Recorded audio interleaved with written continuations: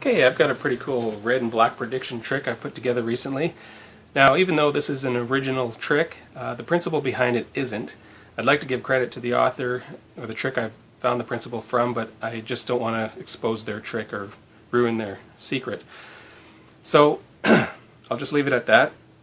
I'll just go on to explain the effect, and I'll leave a link to the tutorial at the end of the video. If the link is not there, it will be up within the next couple of days. So, I really believe now if this trick is presented well, and I'm sure you will do a much better job than what I'm about to show you in this video, this could be a real showstopper.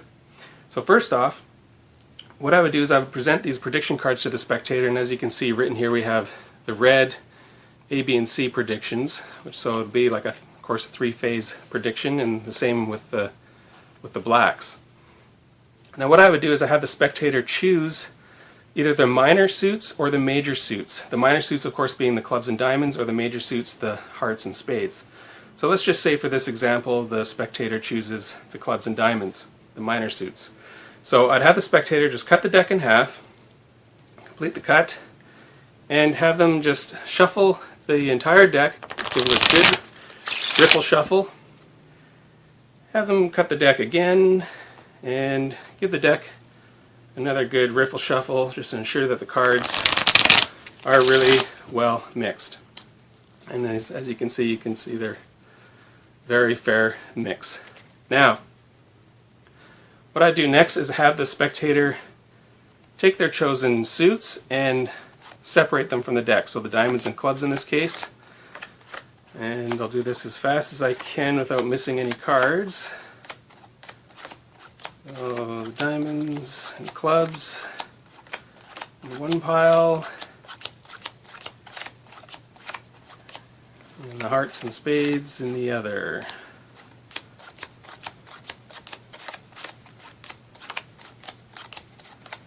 Okay, so we'll get rid of the hearts and spades since we're not using those for the prediction. Now I'd have the spectator just separate the red and black cards, or the diamonds and clubs, just as they are, how they shuffled them.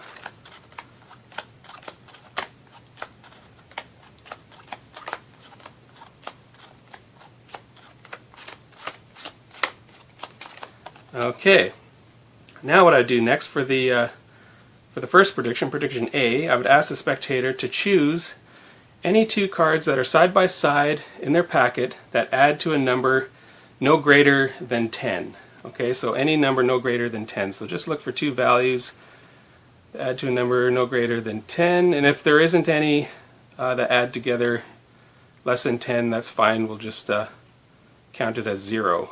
So let's just look, what do we have here? Okay, we have 4 and ace. They add together as 5, and we'll also get the spectator to cut the cards between the two cards that add to their random number between 1 and 10. So we have 5 for those.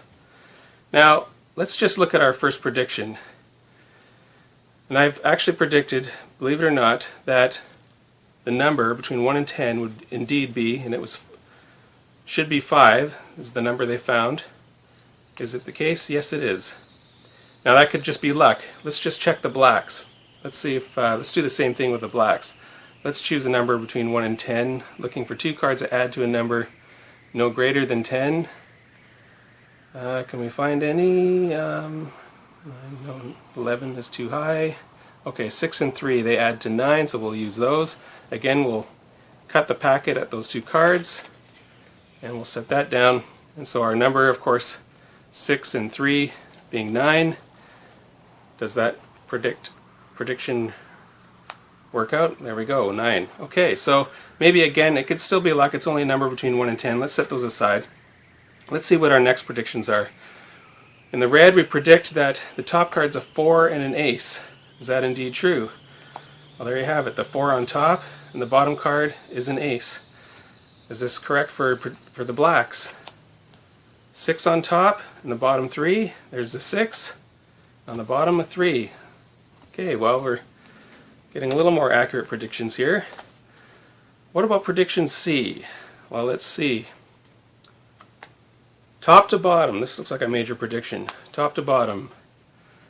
Well, on the red cards we have apparently predicted a 4 on top, we've got right before.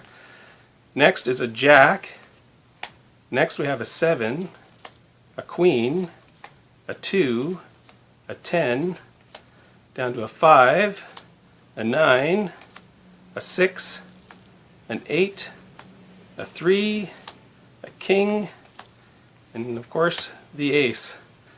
Alright, if that's not amazing enough, does it ring true for the blacks also? The top card being the 6, the next card an 8, a queen, a 4, a 10, an ace, a king, a 7, a 5, a 9, a 2, a jack, and the 3. All cards predicted. Well, I hope you really liked that prediction trick, and if you want to learn that one, I'll have the tutorial up. If it's not up already, the link at the end of this video, it will be up, like I said, within the next couple of days. So I hope you enjoyed that, and thank you for watching.